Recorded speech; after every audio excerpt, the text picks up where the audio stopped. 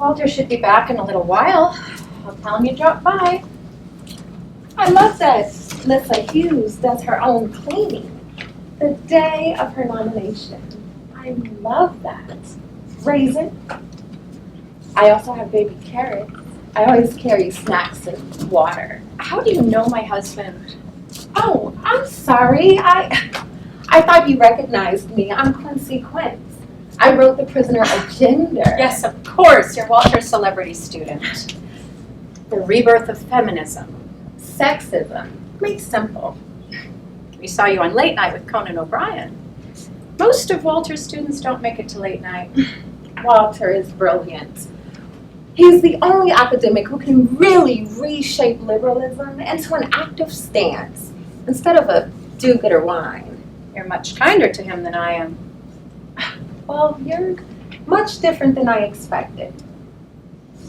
I am. You have more bite. I thought you'd be sweeter. But sweet women are really just very angry people. They're trapped by their own repressed hostility. Usually I am sweeter. I just didn't know you'd be coming. I hope Walter hasn't forgotten his appointment with you. Oh, Walter didn't know I'd be coming. I'm in Washington doing the usual rounds of book signings and talk shows and, well, we had a few cancellations due to the Jewish holidays. But I can't wait to get back on air and talk about meeting you. Well, please say I'm not so nice. Say I have fight. I will say that the future Surgeon General is one of the truly empowered, self-actualized, real women. How many times have I told you, if you insist on leaving the door unlocked, it's an open invitation for any sports on the street. They can walk in and walk off with your children or your furniture or even your raisins. Happy New Year, honey. Isn't it a little early? Okay, happy high holidays then. There were 2 African Americans at the Hebrew Washington Congregational Temple today. The rabbi chauffeur and me. Quincy, this is my oldest friend, Dr. Judith B. Kaufman. Quincy wrote The Prisoner of Gender. Of course, Quincy Quince, the next generation feminist. Are you OBGYN? No, I'm the other kind of woman's doctor. Oncology, breast cancer. But I suppose I could have specialized in something women don't have, like heads or necks, throats. Well, you're doing the important work.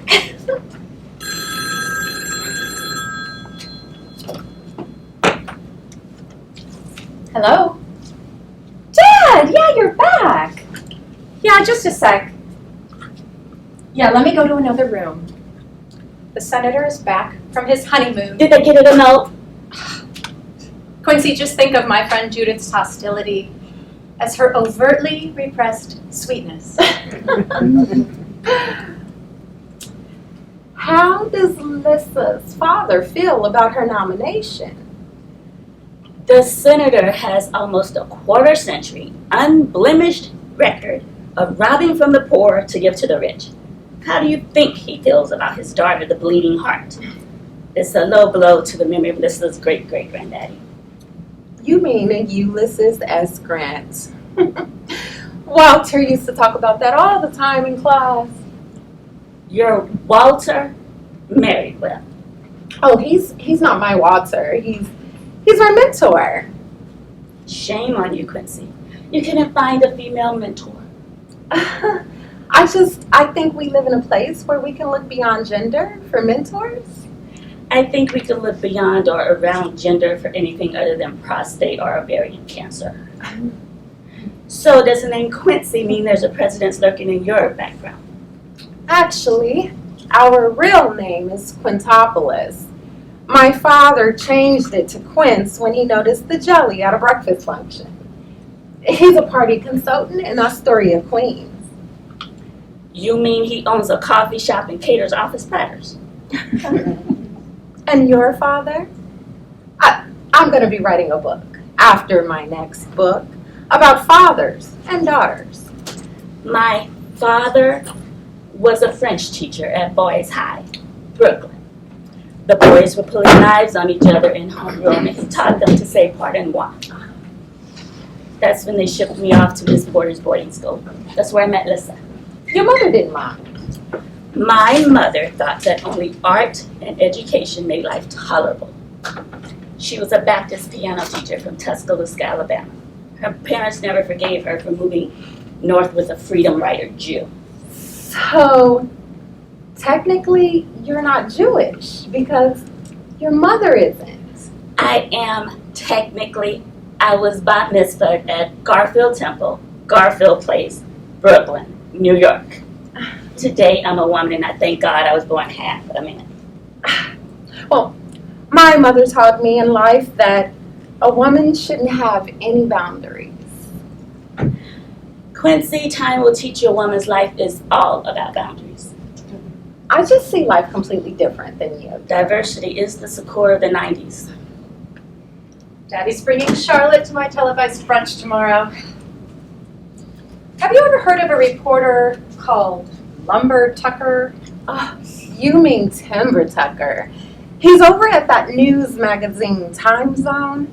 He did a wonderful piece on the women of Sarajevo. He's like a Gulf War hero. Well, apparently the president's press secretary has convinced Timber and Time Zone to do a puff piece on me. This is going to make for very boring television.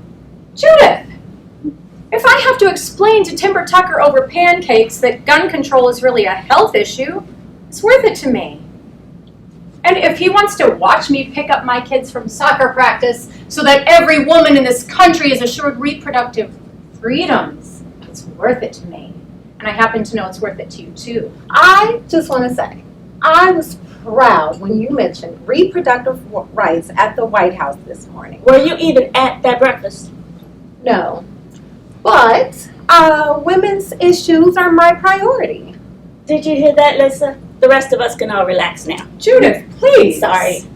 Quincy was one of Walter's best students, and I know my husband thinks your work is very impressive. I'm sorry, Lisa knows how I get when things are a little too important. Well, I think it's important to all of us, and I hope Timber Tucker knows that. I would love to speak with him about Dr. Hughes from a younger woman's perspective. You should come back to brunch tomorrow. You have not had brunch in Georgetown until you've had Lissa's homemade scones. Lissa? Absolutely. Come to brunch. Walter will be happy to see you. I just can't believe you make your own scones. Yeah, and I built that fireplace from scratch too. Are you sure you want to spend this important time with me? Sure. Well, what time are they all coming? I'll have to do some juggling. We generally do brunch at about 1. I'll make it work. I just want to say, it was an honor to meet you. I want to say thank you for all the amazing work you're doing. You're welcome. No, I mean it. It's because of you that you put women's issues on the map. And I'm going to be living a wonderful life. And it was nice meeting you too. Why isn't she going to have a wonderful life because of me? Why isn't she happy to have the opportunity to thank me? Why does it always have to be about you?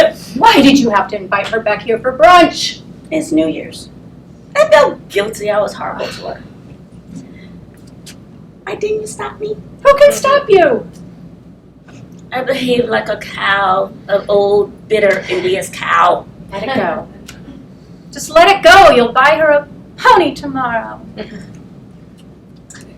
Lisa, do you know what holy tashlik is? Something floating in soup? Tashlik is the festival of regrets.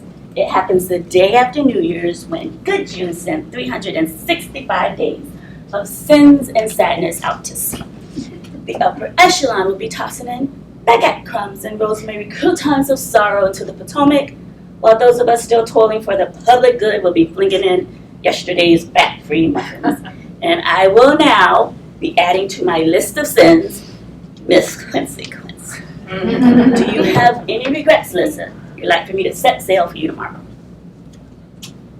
Remembrance of things past. I should have finished that. I regret my life, Lissa. I don't know where I let the time go. You didn't let the time go. You're a remarkable doctor. The other day, a woman with the bones of Swiss cheese asked me, when will we next be changing courses? And I said, for perhaps the 1,000th time in my life, Mrs. Mandel, it's like playing a game of fish. We'll watch where it swims and take it from there. What I didn't tell Mrs. Mandel is that the one certainty we have is that this particular fish will untimely and painfully stop swimming. I wish you would allow someone to cherish you. I'm in no mood to be cherished, especially by me. But maybe this will be a good year. Yeah, and maybe there'll be a pill that makes white chocolate mousse the same calories as raw venom. And maybe even sperm catalog specimen 1147 will scramble up some eggs with a nice Jewish African-American doctor. You know, at some point, very soon, you're really going to have to put an end to this. Why? Abraham had a baby at 100. I'm serious. For 5 years, you've tried every in vitro and hormone treatment known to modern medicine. You're a very good doctor. What do you think this has all done to your system? Never mind your mental health. I don't want to talk about this. You brought it up. In jest, but in true Lissa fashion, you turned it into a public issue. This is not a public issue. You're my oldest friend. You're much too valuable to continue doing this to yourself. All lives don't have to be about children. How would you know? Oh, Judy.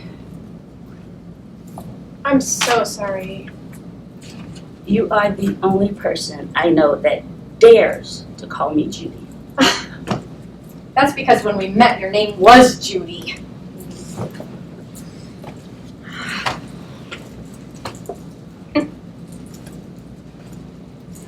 I'll know in a week. And then I promise I will put this particular 5-year cycle of great expectation and regret out to sea. You love being around me now, don't you? Oh, yes, you're a lot of fun. Okay, maybe you're right. Maybe this will be a good year. Maybe, just maybe one tiny spermatozoid will take a look at your highly desirable eggs and say, "Hi there, cutie." You're not 16. You're not beautiful, but you're mine. I was just saying that! Isn't that odd? After all these years, we're still on the same wavelength. Well, it was on the I Can't Believe I'm Middle Aged and the Culture's Not Out About Me radio station I was pulling it. Sorry to disappoint you. You never disappoint me. You stepped out of my dreams and into my car. Now you're my angel divine. You're 16. You're beautiful. And you're mine.